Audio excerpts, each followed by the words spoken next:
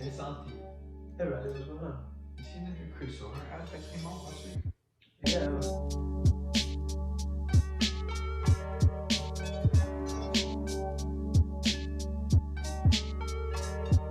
Welcome to Santi Daily. What can I help you with?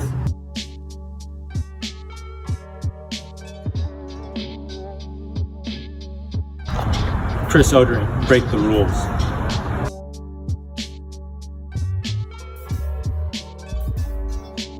yeah, it was so cool. I saw some stuff about like road breaking, Yeah, you know what? I've seen a lot of ads about rule breaking lately. and especially that Chris Odering one. It made it sound like super duper cool. You know what? It actually kind of reminds me about this one article I read. It's called The Silent Rebellion by John Leo. It talks about rule breaking in ads and how it's affecting society.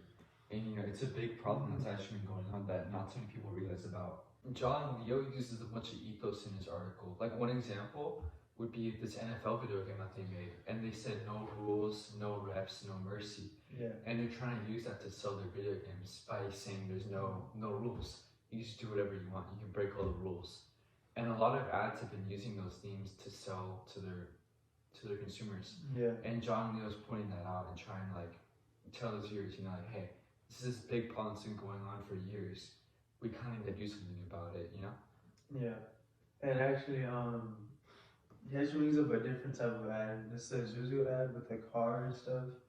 It's like, the ad is basically about a car trying to like drive through a fence and like breaking rules, you know. And he actually speaks about how the type of advertising changed from like generation to generation, and that's why there's been so much more adverts or like rule breaking advertising, you know. Yeah, so John Leo's using all these examples and ethos in his article to move his audience. In his logos too, he uses a bunch of logic in there. But he's using these forms of rhetorical appeals to move his audience and inform them about the issue and the bigger picture that we need to solve it in the near future.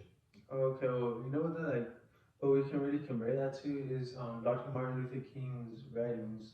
The one actually letter from Birmingham jail. It has a lot of the rhetorical appeals you were talking about. Well, not just logos and ethos, but actually has pathos.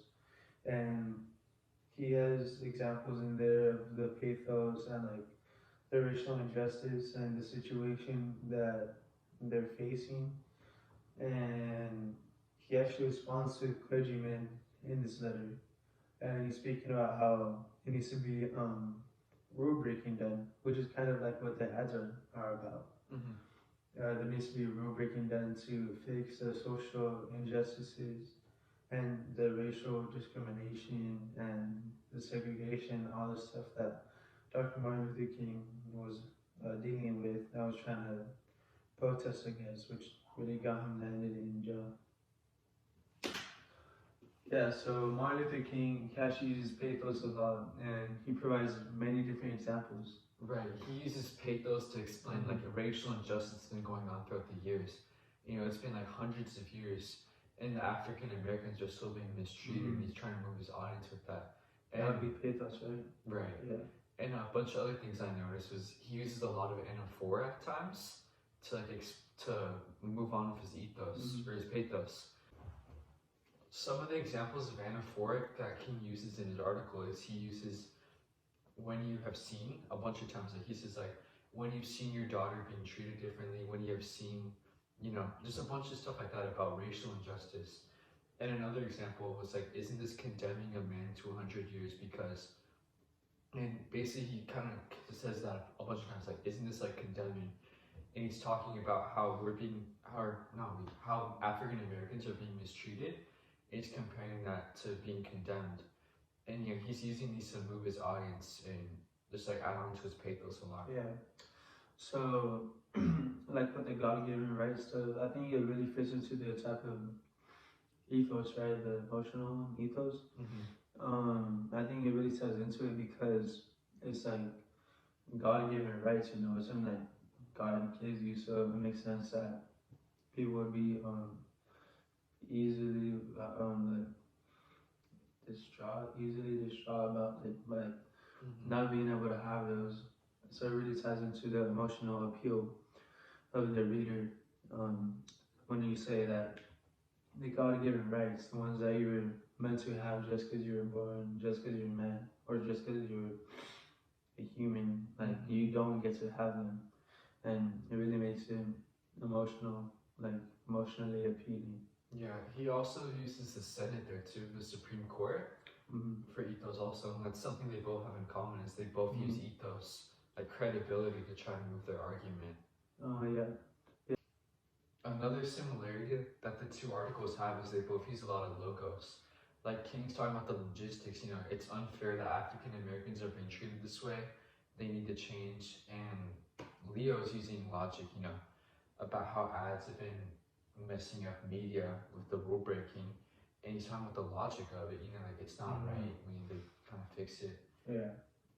So yeah, they both use a lot of logic, which is one more thing that they have in common with each other. Yeah. These two articles use different techniques, right? Dr. King likes to use a lot of ethos and pathos in there and logic, whereas Leo tends to just stick towards ethos.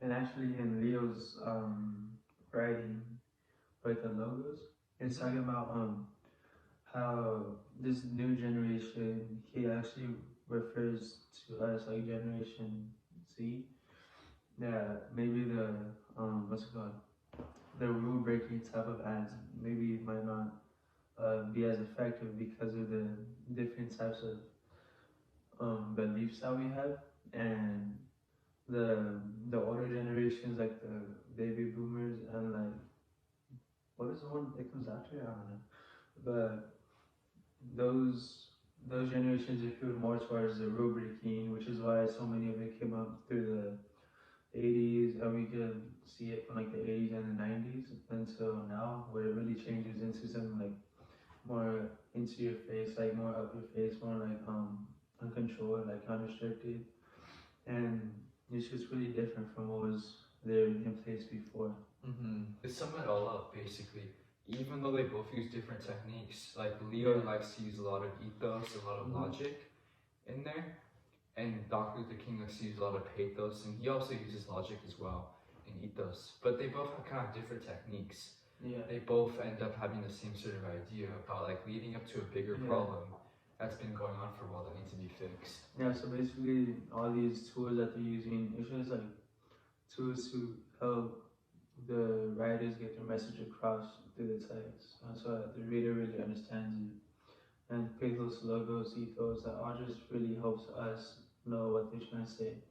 Like helps us understand their ideas and like develop our ideas of like what we think of basically their ideas too. Yeah, and even though the main theme is like completely different, obviously, with one being about racism and the other one only being about how ads use propaganda and whatever to influence us, you can see like the techniques there, they kind of overlap each other.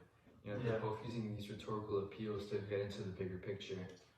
So even though these two articles have different themes and they use different techniques, they both kind of end up in the same form, as in like they're talking about this bigger problem that needs to be solved.